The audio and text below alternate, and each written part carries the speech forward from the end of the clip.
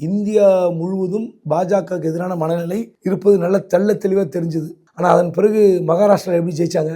State எலெக்ஷனில் கை கொடுத்தது ஆந்திரா ஸ்டேட்டும் பீகாரும் தான் பார்லிமெண்ட்டில். ஸோ அவங்க அடுத்த ஸ்ட்ராட்டஜி ஒர்க் பண்ணிவிடுவாங்க. நீங்கள் பாஜக 20 ஆண்டுகள் கழித்து என்ன நடக்கும், 30 ஆண்டுகள் கழித்து என்ன நடக்கும்னு சொல்லி ஒரு பெரிய இன்ஜினியரிங் டீம் ஒர்க் பண்ணிட்டு இருக்கு. RSS, இந்திய தொழில்கள் பல பேர் டீம் விட்டு இறக்கி இருக்கிறாங்க. பல கம்பெனியுடைய CSR ஃபண்டு பீகாருக்கு போயிருக்கு.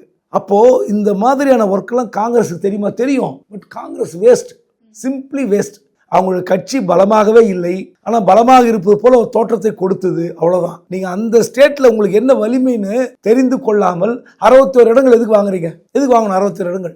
நானும் வெள்ளச்சட்டை வெள்ளைப்பேட்டை போட்டுக்கிட்டு தெருவா ஊரோட வரணும், என்ன பிரயோஜனம்? ராகுல் நல்ல தலைவராக இல்லையான்னு எனக்கு தெரியாது.